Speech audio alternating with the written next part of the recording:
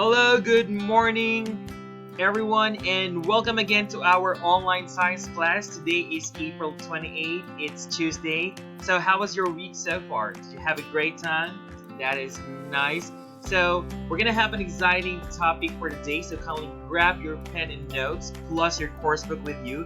If you don't have them, click the pause button right now. Get them, all of them. We're gonna need it for our online learning today. But if you have them, well, I'm gonna give you here some picture-boggling questions that you have to answer. All you need to do is to make your eyesight really sharper this time. Alright? So, if you're ready, let's go. This is question number 1. So, what activity would you use the device right over here?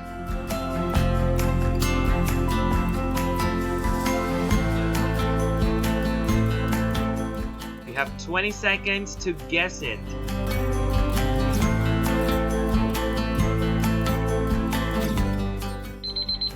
Let's see if you get it correctly. The correct answer here is, of course, you would see this on photography. Alright, so here's question number 2. What activity would you use the device? It's really familiar. You might have seen this in movies. So, what activity would you have seen this?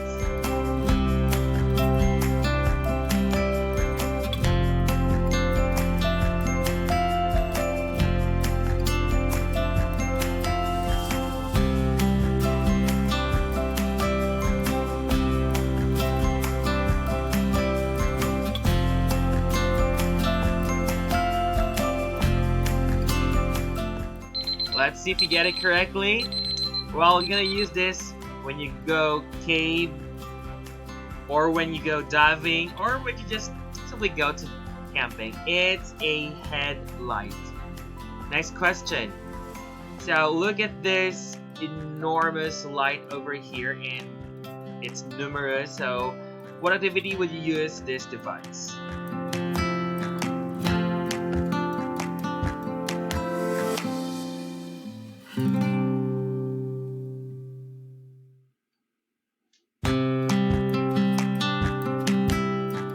Let's see.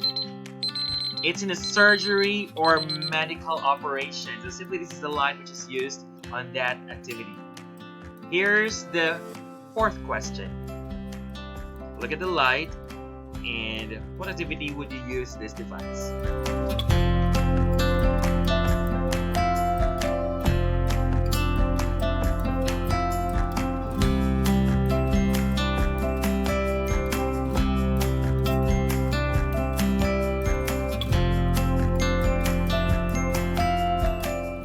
Let's see if you get it correctly.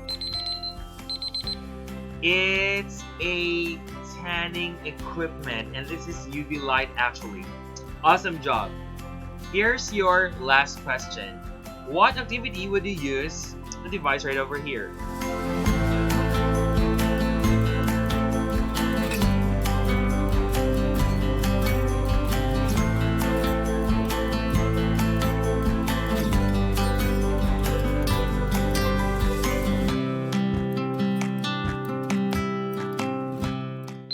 Let's see. This one is also an ultraviolet light, and it's used for crime scene or investigation to check for fingerprints which were left, or for any specimens which has been left. So, what's your mark? Kindly let me know on the comment section below. If you get 5, that is awesome. So, since we're talking here about light sources, ultraviolet rays, we have 2 questions for that. So, what do you think is our topic for today?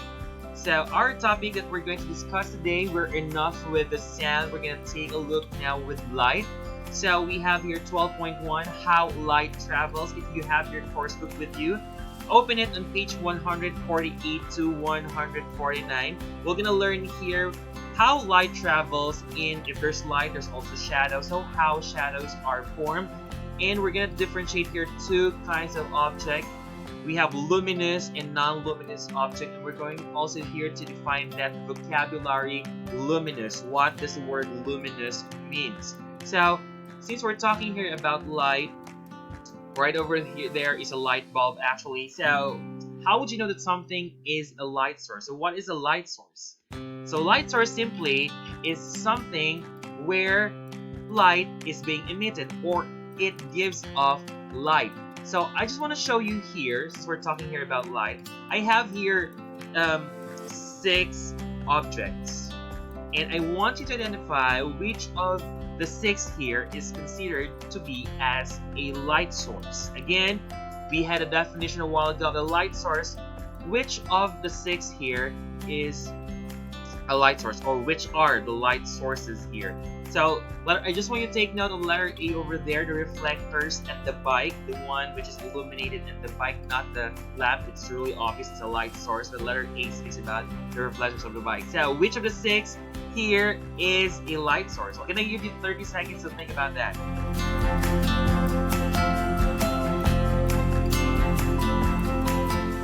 So do you have an answer in mind? Well, let's compare it with my answers here. So we only have here 2 light sources. It's letter B and letter C. And I know that you're really familiar with the insect over there. It's a firefly.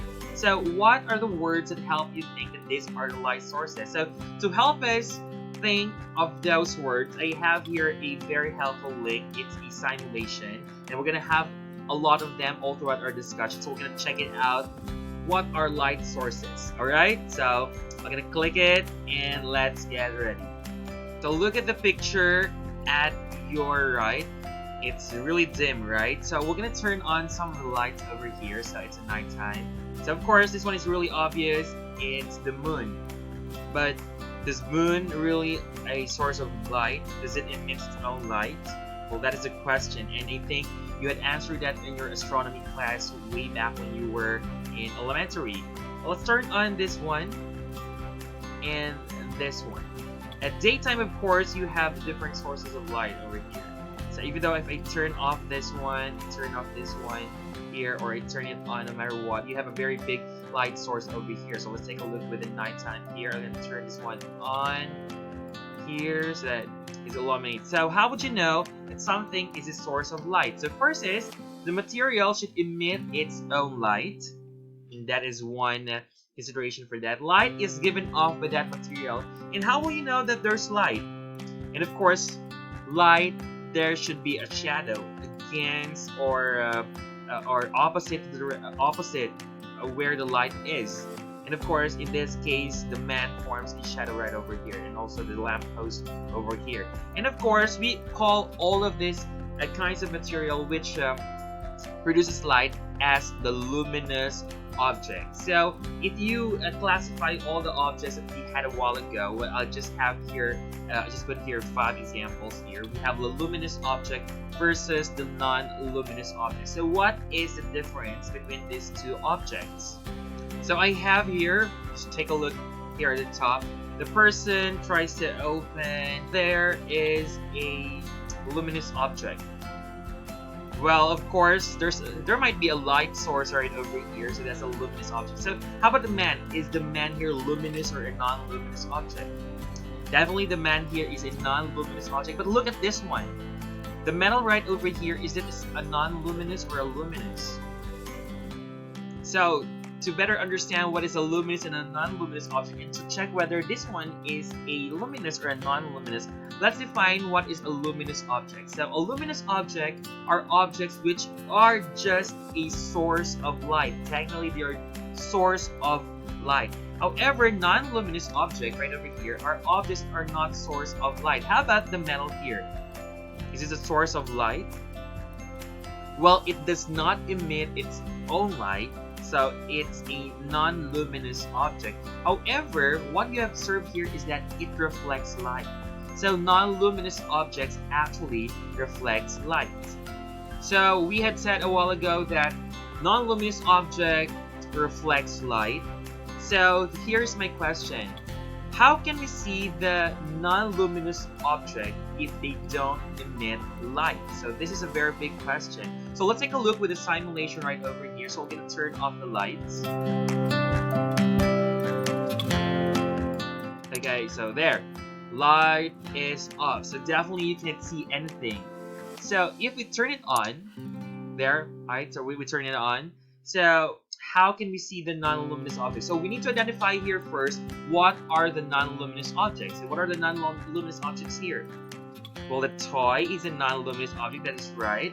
And this thing right over here, the red thing, it's a non-luminous object. In fact, the baby itself is a non-luminous object. So we only have here the light as a source of our light, which is the luminous object. So how can we see the luminous object right over here? So light travels to the toy, and of course, the line here, which you can see, are the reflected light. So each non-luminous object actually reflects light. So let's try to see on the boots. It also reflects the light, and that's why we can see it. And also the red thing there, the red toy, it reflects also light. So if you notice, whatever light has been reflected, whatever color is found on the non-luminous object is the color it is reflecting. And this is the reason why we can see all of these colors. So how can we see the non-luminous object even if they don't emit the light? Simply because we can see this non-luminous object because light reflects on these objects. So luminous objects are the ones which produces light, and the non-luminous objects are just simply, you can see them because they reflect light. So here's my next question. What is light? So let's take a look here with the experiment right over there. Just take a look at it. We have here a box to dim everything, and I have a magnifying lens, and I have there the beam of light. So we don't have any dust in there, but let's take a look. Can you see any light over here? We can't see any light, but how do we know that there has been light? So take a look with this one. There's a speck here which is sparkling over here, and that will tell us that light is actually found. Therefore, is light visible or invisible? Well, definitely light is invisible. So let's put some dust over the area, and now visibly, without even the use of the magnifying lens, we can see that there's light there. But is it really the light that we can see? Well, let's take a look with the magnifying lens over here. Look at that. So those grayish things and the one which is sparkling over there is colored yellow. What are those? Those are actually the dust that we put there. So can we see the light?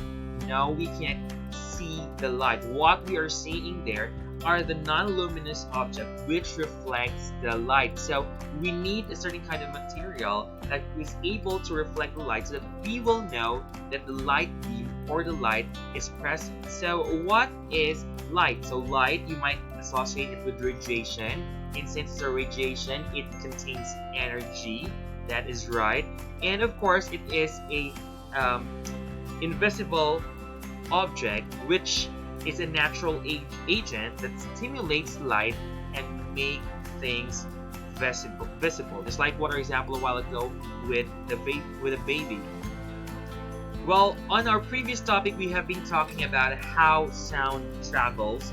Well, this time light also travels. That's why we can see it. So here's the question: how light travels? We can see that phenomenon using the experiment right over here. So the one which you can see here in our screen here at the left is the actual one, and if we are actually on the laboratory, we can actually do that. And if you attended the Zoom live, I did it during our Zoom live. However, we really need to have this simulation right over here to see clearly how does the light travel. So what we're preparing here is we need a pin light here, and it's gonna give us a dot right over this one. So it's not a beam of light, it's like a laser, so as we can see. So you can see here that it's been established that light had passed through here. So we need to put we need to let the light pass through each of these holes. So how can we do that? We need to adjust each of these here. So first is, okay, we're gonna center it at the here, the circle. So by the way, if you want to learn more about this simulation, you can just go to the website that I put in here. You can I'll put the username and the password in our Google Classroom. It's for free, and you can manipulate any of this. There's a lot of lessons right over there. So one of that is the beam of light right over here. So here it appears to be in here. So look, okay, so it goes in here, and we want it to be reflected over here. So what I'm gonna do is we're gonna adjust this one a little bit. Okay, backward or forward? That's right, we're gonna put it forward. It's right over this one, and look at that. Okay, did we achieve it? That is excellent. So look at there. Light travels. But try to see what will happen if I move this one a little bit here. See, did we put the light here? No. Okay. There. Okay, we can see. There. It's perfect. Well, let's try to see if I move this one just a little bit away from the third bar. Can you see the light passing through here? Definitely no. So here is my question. Let's pass it here. Let's arrange it. Okay. So here's my question. Oops. Okay, there. So this is my question. Based on our example here, how does light travels? Well, light travels, as what you can see there, only in a straight line. So light can't travel if it's curved. If we arrange this one differently, so you can only be here, or let's see, let's put this one. Okay, if we curve this one, we put this one at a different angle. Okay, light cannot pass through. So definitely light cannot bend around the object, but it can only pass, or it can only travel through a straight line. If you have your notes right now, kindly take note of that. Light travels only in a straight line. So the same thing with how we see things. We see things because light reflects on that object. So I have here 3 objects. I have here the pencil case, the pencil, and the battery. So the person can see it because look at this one. Here is the range of the light is being reflected back to the person's eye. So that's definitely you can see it. So let's put the pencil here up, and the sharpener here up. So look here. The light which is reflected to the pencil and the sharpener, is not reflected back to the person because this one is blocked. So enable for the person to see that, we need to remove this block and it's right over this one. So look at the straight line. The straight line here represents that light is reflected back to the person. So if you, let's see if we're gonna put the pencil, the sharpener right over there. So we need to unblock this one really higher and remove everything. So anything which is between this range, which is on the range of the light, straight line which is reflected right over here, is what the person can see. So if we put a block over there, we can't see the sharpener, but we can only see the pencil and the battery. So this shows that light can be bent through a curve, but it can only travel through a straight line. So here is the next question. The next question here is, what will happen if there is something that would block the light just like this one? Well, definitely one thing is we cannot see the object because it's being blocked. The next thing is, I want you to pay attention to this experiment right over here. So this one is a bar, and we are going to block the source of light over here. So notice that the line that you can see here is actually the light which is emitted, and again, because the light travels in a straight line. So we need here this kind of object which which reflects the light, because that's why we can see it, but absorbs the light at the same time and blocks the light, so light can pass through it. So take note what is being formed. So let's see if it can travel right over here. So see, light can travel over here, but you can only see that light travels around this part here. Okay, so this might be a wide source of light. So look at this one. Alright, so what will happen if something here, in this case the 2 bars right over here, is blocking the light? So definitely there's one thing that is formed, and that is the shadow. So how shadows are formed? So shadows will be formed if there is something which blocks the light from passing through. Since light passes through a straight line, that means if you block something out of it, you will not have the light pass through it, and in that case, what is formed is shadow. Well, I know that when you were still young, you do some shadow puppets, just like this one. I did it too when I was young. So How shadows are formed. First is you need three things. One is a reflector where you will be reflecting the light, and of course the light source itself, and something which will block the light. So based on this, how shadows are formed. So first is shadows are formed because an opaque object blocks the light. So what is an opaque object? So an opaque object is something that will not allow the light to pass through, and it forms because light travels in a straight line and it cannot bend around this one. So if light can bend through this opaque object here, the bar here, well, we can see any shadows right over here. But since light travels in a straight line, the path which is being blocked forms now the shadow. So here's my next question. Look at the angle of the light source that I have here. I can manipulate it one, and look at the shadows which is formed. What have you observed? If I put it higher than the object, well, this one is nearer, this one is a little bit farther. What have you observed? Well, the shadow formed there is shorter and it's just behind the object. What if I put it just right over here, just in the level of the shadow? So what kind of shadow do you expect to form here? It's longer, but it's still behind the opaque object or the material here. And look, if I put it down, just downward on this angle from the opaque object. So what have you observed? Good job. So the shadow here becomes taller. So this becomes a mechanism long time ago.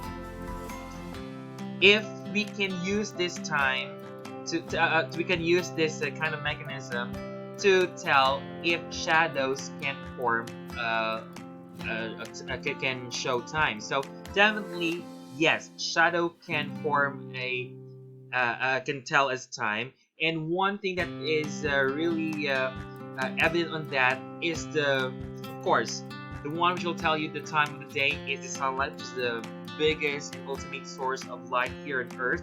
And we are using here the sundial, alright? So we're gonna use here the sundial, and I want you to take note. I'm gonna make it a little bit angle and look at the shadow which is formed. So a long time ago, they have been using this one, so it's gonna be nighttime, of course. And that I think is the problem because you can't tell what time is it at night. Well, definitely it's just maybe one time in the phase of the day. It's just nighttime, and the moon is now setting down, and we're gonna have sunrise soon. Just take a look at this. Alright, so it's dawn and the sun is going up. Look at the shadow now. What do you think is the time? Can you read it? Okay, it's in a Roman numeral because the Romans were the first to use that one. So try to see a different course of time. The height of the shadow tends to be different. So what happens here is that we can actually tell the time based on the shadow. So can we tell the time using the shadow? Yes. So but how? We need to use a special device called the sundial. So to tell the time of the day, there should be a sunlight, and the sunlight will tell you the apparent position of the sun in the sky, thus forming this shadow right over here. So in that forms, and that you should know the different time of the day. So we have, by the way, here the different materials that we have been talking since a while ago. So we have the transparent, translucent, and the opaque. So what is the difference between these three materials? So let's take a look here with another simulation right over here. So what I have here is I'm going to test the different materials. Okay, so since we can see this color pencils here, it's really beautiful. The colors are well arranged. I love that. So we can see the colors here because the light reflects it to us. So what we're gonna do here is we're gonna put this one first. It's called a filter. We're gonna put the opaque filter to this non-luminous object which reflects the light. So we can't see the object because, of course, light is being blocked. So try to see. This is an opaque object. We're gonna try it with a translucent one. Oh, this one is a transparent. So look, what have you observed? Can light pass through your eyes? That's why you can see this one? Yes or no? Definitely yes. On the other hand, how about the opaque object? No, it's not. How about this one is a translucent? Try to look at this one. Okay, so by just looking at this simulation here, how would you differentiate a transparent, translucent, and an opaque object? Definitely great. By how much light passes through it. Look at the opaque object. Look at the transparent and look at the translucent. How much light passes through each? So let's take a look how much you had learned from this simulation. So one here is transparent. Is it A, B, or C? Try to look at the screen at the left side there. Can light pass through it? How about number 2? How about number 3? Well, I bet that you answer all of those 3. Let's check your answers. So transparent are any materials where light can pass through. Translucent are any materials where a little light only can pass through, just like what you can see here. This one, on the other hand, is transparent. And we have there the opaque. Well, it's pronounced as opaque. Light may be absorbed or blocked. That's why we cannot see any light from it. So these are the 3 different materials that we have been using. And which of these 3 materials would result in formation of a shadow? Excellent. It's the number 3, which is the opaque. Alright, so we have discussed here so far how shadows had formed. We had differentiated luminous and non-luminous objects, and we had distinguished or described how light travels. So this time, let's test how much you've learned so far. If you're not ready for the quiz, kindly return to our discussion. You can rewind it anytime you want it. But if you're ready, well, let's crack that brain out. So here is question number 1. I have your 5 questions. All you need to do is write the answer, put it in the comment section below, or you can write in notes and let me know your mark later.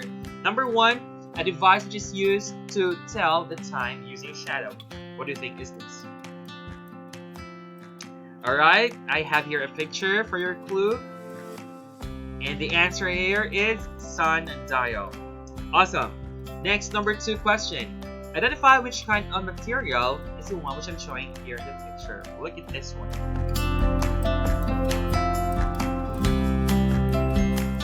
Let's check your answer.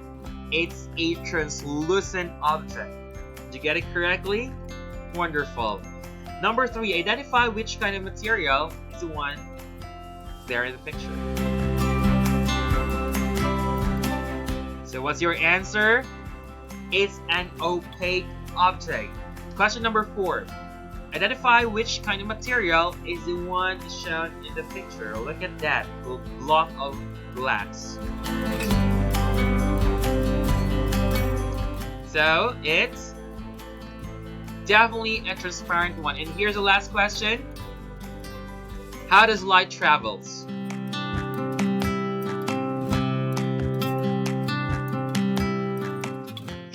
Light travels in a straight line.